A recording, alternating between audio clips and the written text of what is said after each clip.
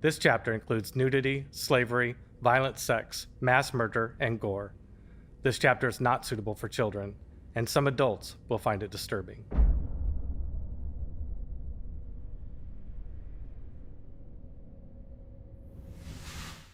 Huzzah! We're back! Yeah! Yo, again. You know what this means, right? Finally. What? Finally? This is the second time we've seen Yo. See, up until now, we've been introducing the new characters along the way. And now people are like, where's Yo gone? You know, he was this young guy and disappeared. He ran off with his friends that he saved as slaves. And, well, guess what, people? You're going to find out where he went next. That's right. Yeah. In season 1.2, or season 1.1, excuse me, our current launch cycle, if you will, we have 5 lead characters. And so we're at chapter 6. So must be coming back to somebody. And yes, so this is our first sequel chapter, if you will. This is chapter 2 of the Yo story. Maybe we should talk a little bit about where we left off last time, real briefly. We left off with Yo as a child, recently escaped, ran away from home, if you will, and freed a bunch of slaves while he was at it, including Lons and Kala. And very early in this chapter, we have a time jump forward of 5 years, and Lons and Kala and Yo are all young adults now. And we will also be introducing Arion, who is Yo's childhood best friend from way back. So that sort of that core group together again. And we get to introduce Brandon Moreno, the man who will be starring as Yo from here moving forward. That's right. And Mariah Zook as Kala. And Kevin Maclean, who was voicing Lotari in Yo 1. He is back as Lotari, and also Will Poole as the adult versions of Lons. For Yo and Lons and Kala in chapter 1, we used different actors because they were young, and now as adults, we get to see their longer term actors, if you will, for these roles. And we will also see our second live action film is in this chapter. So very excited to show you the film that we call The Wrath's Killer. And all of those characters will be in live action, along with Sammy the dwarf, who plays Dancer. This is called Assassins of Chaldea. If you recall, it's like, have you ever heard of the Black Daggers? Everybody's heard of the Black Daggers, sir. They're assassins and thieves. So that's right. Yes, Assassins of Chaldea. Yeah, where we will jump to, Yo is like a capo, if you will, of Lotari's Black Daggers organization, and Lons and Kala and Arion are his crew. Dancer is still the weapons master.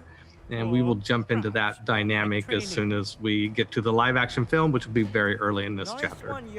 It's interesting here that the Black Daggers have stolen a shield from the Hex. As you see the Hex through our series, you'll see that the Hex Knights are always wielding this the blue shields with the bull emblem on it. Of course, we love the idea that 5 years later, and they're right where they were in the previous scene. The same down in the Wrath's Keller, the basement of Lotari's Heron House. And there we also saw Connor Marks for the first time as Arion. And if you recall from the first chapter, Yo made the comment when he picked up, someday I'm going to be the greatest swordsman in all of Ogstad. Well, he's training. You know, Lons being Norse, he's Tavjan. You know, he thinks if he dies a valiant death, you know, the Valkyries will come down from the heavens and take him away. But the insult to Yo is like, not if you kill me. That is definitely not a valiant way to die. Yeah, you know, smack talking among warrior friends, right? Also in the background of this scene, we see Sammy playing Dancer. And I just got to say, it's so exciting doing this film and watching this film. You know, heavens, we've probably watched this film 100 times throughout all the various stages of production, and I still enjoy it. And there's still a thrill of seeing these comic book characters come to life. Yeah, it's something interesting about having the comic book characters just leap off the page. So when we shot the scene of Arion using magic, I asked Connor Marks to just, he was saying, well, what's it look like when I cast a spell? And I go, I don't know, just make up something. And so he stepped right up, and I said, I don't want it way over the top crazy, you know, like this, but there should be some, you know, some movement to it, a somatic component, if you will. And Connor did a great job pulling that off. Finally, now we get to see Kevin Maclean playing the role of Lotari, and I think he did just an absolutely brilliant job, really brought the type of grit and presence and gravitas that this character requires as the guild master of the Black Daggers. And oh my, Mariah Zook just did a fantastic job as Kala. We've done a couple of films with her in live action, and she usually gets the, it always just captivates the camera. And some credits I'm happy to point out for this film production. Chris Toohey with our director of photography, Dennis Hollyfield, our gaffer. We also have the amazing talents of Jordan Mitchell as our production designer, and Layla Blue Aram Panahi as our art director, and Seattle's Bandersnatch with Damon Van Hee and Sean Shelton as our in-camera effects. And they all work together on building the set and dressing it and decorating it. And the costuming from Kim Teep. It's a great crew, and all those people I just listed have worked with us on several live action films. We also have on this film, the film production manager was Rosalie Miller, and consulting production manager was our consulting producer, Stefan Hayek. Our casting director was Amy Renee. And two editors deserve credit here for this chapter. The live action film for Rathskeller, like War Room, was edited by Joe Ardinger. And the the motion graphics section of this chapter was edited by Brandon Chip Ohl. Yeah, he says easy for you to say. Yo definitely has, you know, he's an emotional creature. He has a hard time forgetting the past. Think you deal him wrong, he ain't forgetting. Yeah, and I love this scene. I love this scene between Yo and Latari right at the end here. I think it's just one of my favorite little snippets of film throughout all of our series. You also notice the sword, Cody's sword from the first chapter. Yeah, still has it. Puts him in a mood. Puts you in a mood.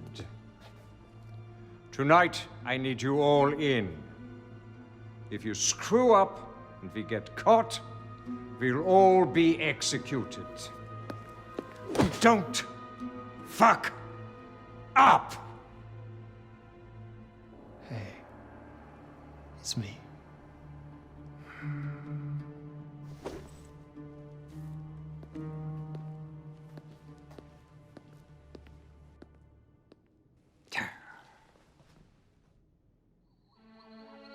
Ruhsdorf Palast.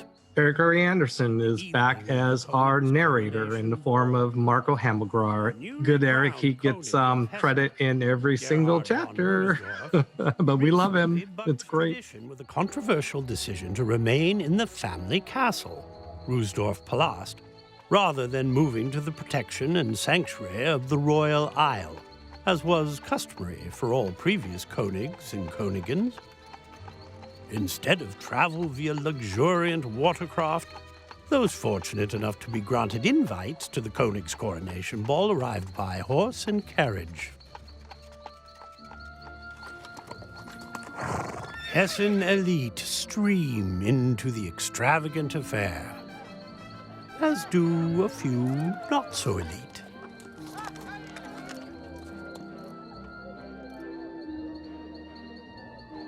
Jonas, the reluctant valet, helped an elegant caller exit her coach. You look ravishing, milady. It's magical. If you like this sort of thing, Take the carriage to the servants' entrance. Stand guard there, understand? Yes, he understood well enough. Sit. Be a good dog. The Great Hall of Rusdorf Palast. Carla always admired Amelu's fashions and their joie de vivre. So when the opportunity arose to play the role of a high noble dignitary, Mademoiselle Vivian Dumal, she eagerly accepted. Pfalzgraf Kronenberg und Mademoiselle Vivian Dumas. I always wanted to be a lady. If anyone speaks to you, smile and nod. Mademoiselle Dumal is beautiful but stupid. The scheme was afoot. I prefer to think of my character as detached and inebriated. How would the evening end? Success or the gallows? Carla took another sip, pushing such negative thoughts from her mind, determined to enjoy herself. König Gerhard von Rusdorf the Tall. The König of Hesse was indeed tall and imposing, all 7 feet of him. He reminded Carla of the tale of the Tavjan boy who walked into a den of lions. At this moment, she identified with the boy's dilemma. Pfalzgraf Kronenberg, good of you to come. Congratulations on your coronation. The voiceover here for Gerhard von Rusdorf, the König, is performed by Dennis Bateman, who we worked with way back when as the preacher in The Devil Walks in Salem, a very memorable role in the first film that I made after film school. And the role of Königin, Lucy von Rusdorf, is performed by Ruth McRae. The score for this chapter was composed by Eric Spire, who also composed the score for the first Yo chapter and our Ricewitz chapters. And in this particular scene, Eric, I think, really had fun with the idea of composing a waltz to fit within the decor of this. And he really knocked it out of the park for this. Displays of wealth were generally mocked and considered a frivolous waste of time, promoted by ridiculous sorts. Here you'll recognize Tepper Castani returning. We've seen him previously in War Room. That's right. And we also see Chris Morrison. Now, you've seen Chris Morrison before as the messenger back in Chapter 3, War Room. Now you'll get to see Chris Morrison, well, at least the comic version of him, as his long-term character, Ramvik, who is sort of a newly recruited officer into the Legion who dares to question his senior, Kazdani. Yeah, Castani's sort of not, he rose up through the ranks. He's not one of noble birth. And so he did it through hard work and sweat and tears. And Ramvik comes along and he's the son of a nobleman and just gets given this position. And that kind of irritates Tepper. Well, it's son of a Jarl, actually, right? He's Tavjan, from our Norse culture. He's a son of a Jarl, and suddenly he's, goes through military school to Contubernum, and he comes out and he's an officer. Yeah, it doesn't sit too well with Tepper. So it's kind of a minor thing, but the Black Daggers, obviously they're organized crime and assassins and thieves, and you talked about the merchant guild heist.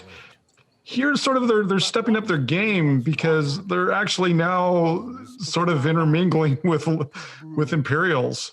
So these guys have been hanging out for a while now, at least 5 years, and they're just a bunch of idiots, grab ass and screwing around. I mean, here they are at their König's palace, and they just, they still can't help themselves. Can't stay in character. There's also a real special chemistry between the two actors that play Yo and Arion. They're good friends in real life. They were roommates for a while down in LA pursuing the acting thing, and they just work off each other really well. I think the most ad-libbing that we have recorded and incorporated into actual production has been between these two characters. Sometimes they just start talking smack back and forth, and it's delightful. Now you use the shield. Well, we've been in production on many levels for a number of years now, and Yo and Arion are best buddies, and we have the most amount of our chapters finished featuring those two. So when you say that they're together and they bond and have good chemistry, it's because they've been together a lot throughout, our short series so far. I don't know how many chapters we've done somewhere. We finished 5, I think. This is just chapter 2. I really love this scene. This is where a bunch of the Hesse nobles all get together and they sort of naturally, with booze in hand, sort of disappear into a side chamber and start talking about the news of the day. This room is full of personalities, I'll tell you. I also really enjoy the piece of art here. We intentionally said we want to blow this piece out. So if you take a look at this, it's finely tuned and rendered quite highly. It's really nice piece. So it's a little tiny little detail, but if you look in the corner there, it looks like that Duke the toy maker figured out how to make orcs. Yes. Yep, there's an orc, a Chaldea orc. He may not be in the scene, but his work is there. That's right. That's right. And Uncle Duke is always there in our hearts. And of course, this scene features one of our other lead characters, Reiswitz von Gustavus, who is at the table there with his Invigi setup, using the miniatures as a way to illustrate the threat posed by the Orc Empire to the south. Just can't leave his miniatures at home. Just can't. It's like he's at a coronation banquet. What does he do? He brings his miniatures. And by the way, Helvig is also in this scene as well as father, the governor. Yes, Helvig is in this scene. I love the interaction between the 3 old men sitting on the sidelines. It's just a priceless scene. It was a lot of fun. And of course, Helvig is performed by Ross Douglas. And we also have Ulrich von Sternberg, whose voiceover is performed by John Dewar. And we have Siren von Cordova, the father of the now late Emperor Marcosta Cordova, who is performed by Stephen White. Yeah, so, I mean, we mentioned this before, Cordova was originally from Hesse, and his father still lives here. So most of our story in season 1 takes place in Ogstadt, the capital of Empire, Saratov, and which we will eventually get to in season 2. Well, here's they're hinting at politics and personalities that exist in Saratov, and eventually we'll meet these people. The other Hessen nobles in this scene are played by Jason Adkins and John Stutzman and John Ray.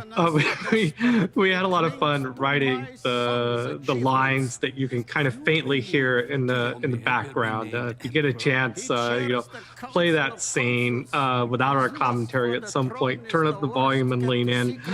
We had a lot of fun. Not just sort of random voices that you would typically put in sort of as sound effects, but some fun crafted lines there. Yeah, that's an example of us just being silly. Well, and this might be interesting as a behind the scenes sort of thing. I learned a lesson with that in terms of how as a director, it can be a little tricky to get something in there like that because it's not actually in the script. It was some extra lines that we recorded, and everybody's got their lanes in the production of a film, and so it's not in the script, and so it's a sound effect, and they're like, wait a minute, whatever happened to those lines? Come on, guys, we got to get those back in there. It took some sort of manual massaging to get that worked out. For the past 40 years, Emperor Cordova alone kept him in check. Now that Cordova is no longer with us, Surinel will come. Argue if you must, but in the end, you will have to accept this as fact. drained from the infighting, Helvig took his leave, knowing full well that in his absence the room would erupt once more, which it did. This beer tastes like buckwheat. Heavy is the head that wears the crown. Helvig understood that in the kingdoms of the world, for kings and königs, sultans, jarls, and patessi, the stress of monarchy was universal. Helvig's task as governor was to relieve... So, Governor Helvig Gustavus knows Latari. Ah, isn't that interesting? A chance meeting of two allies. Well, he's a prominent noble, right? Adversaries. Yeah, he got invited to this party somehow. As a governor, his job is to take care of imperial issues. Typically, the governor doesn't interfere in local matters. And Latari being a local noble, I guess Helvig knows about some of the craziness that he's up to, but just doesn't do anything about it. Or at least he hasn't in the past. I'm here in support of Yeah, that's exactly right. The position that Cordava granted to Helvig was oversight of the entire continent of Nisha, which includes Hesse, but also Teutonic and the Orc Empire and Tavia and a couple other places. So, but he does live just sort of up the street from Ogstad, so he's pretty aware of what happens there. Yeah, he also doesn't like Rüstorf for other reasons. König Rüstorf is a descendant of the Rüstorf line goes way back to the earliest days of Hesse, and a early Rüstorf König of Hesse was disgraced and persona non grata. So the family's kind of not really well respected by some. So, twice in as many minutes, it seems like here's the governor telling people, there's horrible things in the world. They're coming. And Helvig was friends with Emperor Cordava. I mean, he, if anybody, knows the things that were being kept hidden. Right. I mean, he really knows. In his past, he palled around with the emperor. So, like, with the emperor being dead, he's like, he's not just making this up just to, like, make the 6 o'clock news. Yeah, there's some shit out there. Yeah, I mean, that's exactly right. All those Drazeldar that are stationed all over Chaldea guarding things. Helvig has some perspective. Of course, Kala is an escaped slave. She's a peasant at best. So, I mean, I know she's currently doing a job in costume, in character, but it'd be very hard to divorce yourself of coming from, background of pittance to suddenly hobnobbing with the wealthiest people in the entire kingdom. Low profile. Remember, you're an escaped Tavjan slave, not a lady of the court. Or where she came from. How can I forget? And how can you happen to know, by the way, what it is like to spoon the Konig's son? Time to retrieve the package. Indeed. Meanwhile, out back, the boring wait continued. And continued. And f***ing continued. As did Lon's incessant. And the role of Edda is performed by Amy Daniker. And I like to thank Bad Animals for the excellent sound design work in this thing. I think we were just thrilled with it the first time we watched it. No ordinary slave. Yeah, one of our big critical things that we wanted to accomplish was we wanted the sound to be first class. And we wanted it, it's a high fantasy series, and a lot of the things that exist in high fantasy series, you can't just go out and record. Like, oh, I want to record a dragon. You can't just, you got to make all this stuff up. So we threw down the gauntlet in front of Bad Animals, and they picked it up, and they did a wonderful job. Yes, Mike McAuliffe there, I believe, did the sound design for this. I don't think she's an ordinary slave. I don't know. Yeah, maybe not. I mean, I don't know what an ordinary slave is, but I don't think that's it. Yeah, another fun thing about the sound design. One great thing about working with sound guys is they remember films based on interesting sounds. I mean, like a lot of the film is just kind of normal stuff. It's there's dialogue, which you have to balance, and then throw in some special effects. But then you throw in a problem like, oh, let's have this telepathic conversation in a magical setting, between this slave girl and Yo, and they're like, oh wow, and then that's the thing they remember from this chapter. Well, that's the chapter with the magic telepathy thing going on. Back in the physical world, Dancer had seen enough. He pulled Yo from the slave's grip. Unfortunately, he was unaware of the psychic power bridging the two. And he paid the price. What the hell? How do we make this stop? Someone's coming! That someone? Kala. And an Imperial officer. Mademoiselle, we are to retrieve you and the Pfalzgraf at the front entrance, not here. Out of the way, fool. Arion quickly blocked their path. Oh, just command me, and I shall carry whatever burden this carriage might contain. Your will be done. Stand aside or face the gallows. Kala mistook Arion's shock at seeing the slave girl for one of surprise. But Arion was surprised for another reason entirely. Where was Yo? Come. Kala's task was to deliver the package. But the boys were doing Loki's best to fuck it up. Keep an eye on this. I've got valuables inside. Understand? Yo was, no doubt, the ringleader. If she were caught, that would be the end. And God's damn it, she was not going to hang.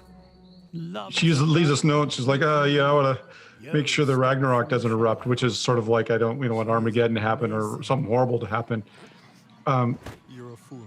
But she also, she obviously knows what the slave is and its connection to hell. I'm not going to give anything away because by the time you've watched this, you've already watched it once. So it's... What's he up to? Yeah, she knows there's something bad going on here. Ragnarok. Doom of the gods. Twilight of the universe when all would perish. Jonas was in dangerous territory. He hated slavery, so he needed to find the girl Edda. And thus he'd convinced himself that was why he had to find her and rescue her. Across the hall, Helvig had sought just a moment's peace.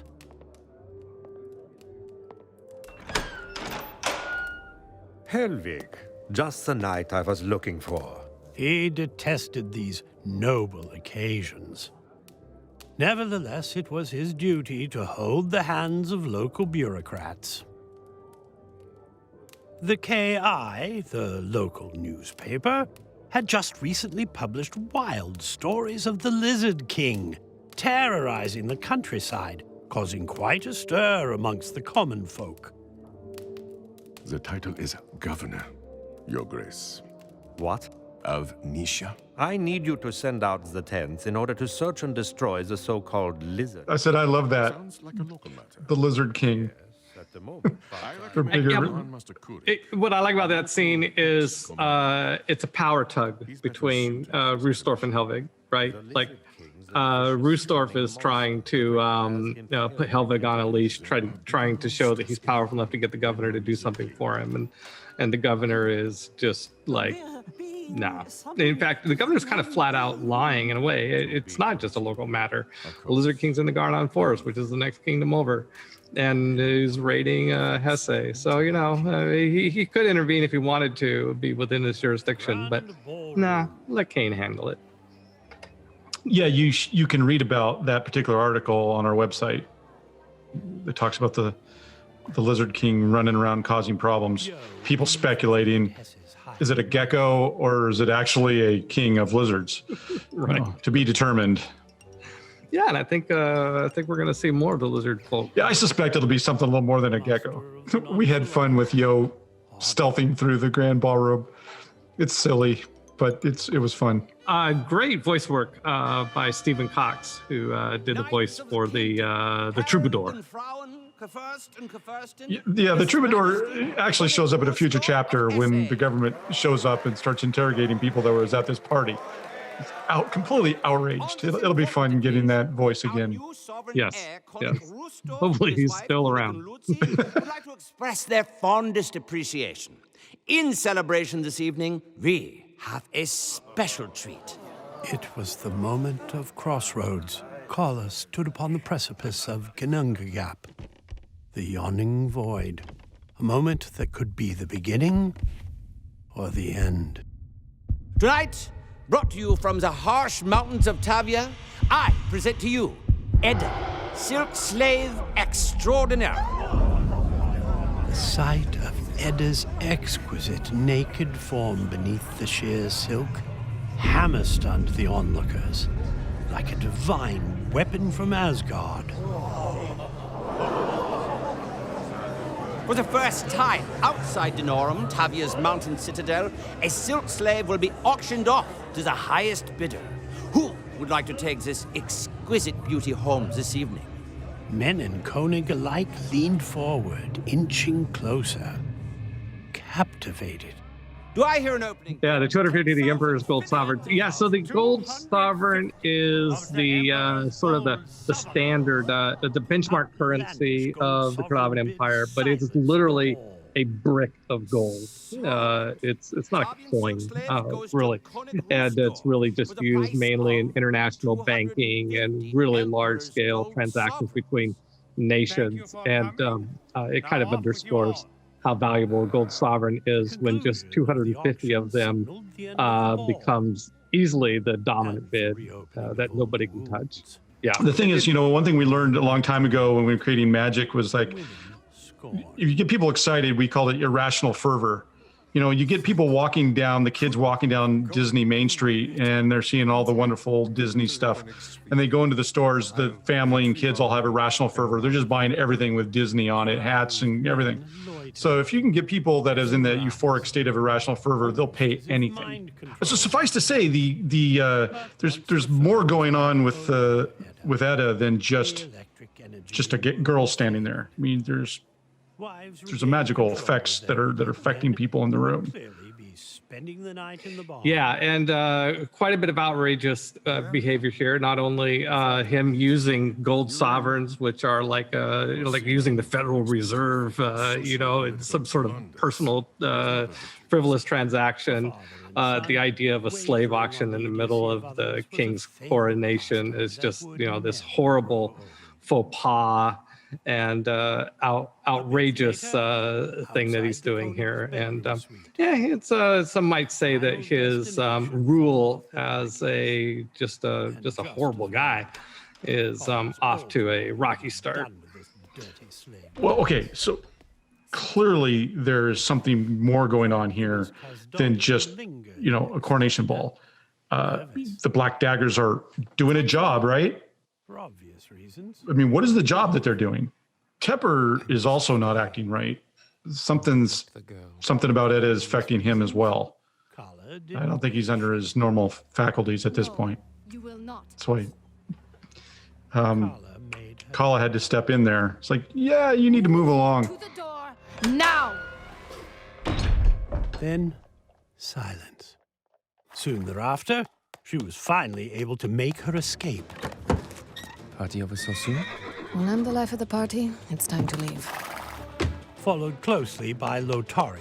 I remember that line by Arion. No, we have to wait for Yo. It was something we added very late. It's like we got well into the production of this chapter, and then it's like occurred to us, like, wait a minute, they all leave without Yo. Isn't somebody going to say something about that?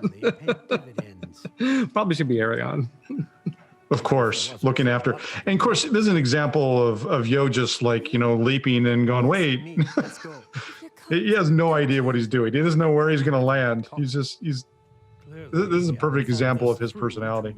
And it's so much like how CJ played Jonas back in the RPG version of his story. I think Roostorff missed his saving throw. Just a guess. Just a guess. Mrs. David.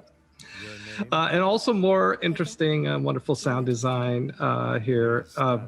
We have these, one of the things that we did in the process of working with Bad Animals on the sound is identify certain types of key, like audio signals, if you will, that maybe magic was happening. So there is, you'll see through our chapters that you'll learn to identify or get a hint at what sort of supernatural effect might be happening based on the audio cue.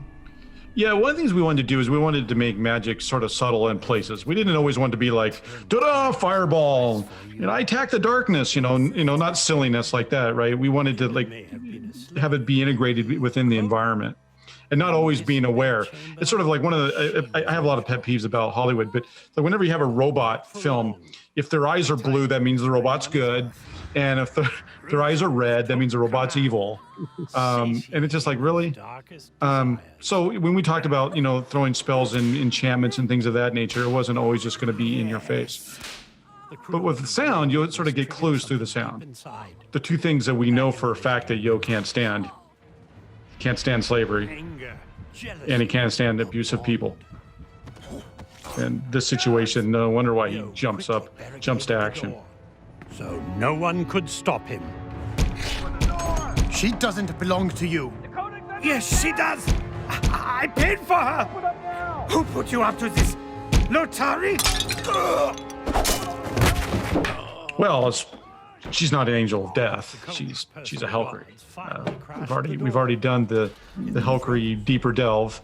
She's a creation, a servitor of the Asgardian god Hel. That's right. So if you missed our Deeper Delve video, you should go watch it and find out all about, not so much about Edda specifically, but about the Helcrees, the fallen Valkyries that we have added to our version of Norse mythology. Yeah, she is a high hit die monster for certain. Enough that she goes through the Koenig's personal knights order. She just dispatches all these guys. So as we talked about, Helvig making these comments about nasties and deep dark monsters and who knows out there that might rear its head. Well, here's one of the first examples of some of the terrors that could happen. Yeah, very foreshadowing. Yeah, but Helvig talks about deep terrors out there in the world, and then just a few pages later, here we have a Helcree, a servitor of an evil god, doing a mass murder of the entire royal family of Hessen. Yeah, if people didn't believe him, they better believe him now. Right. This is one example. Yeah, but the person that heard him say it, he's dead too. So. Oh yeah, that sucks for him. He should have listened. Yeah, he should have listened. Yeah. A deathly silence fell over the castle, broken only by the dripping of blood. When would the killing end? No! Please! Not the children!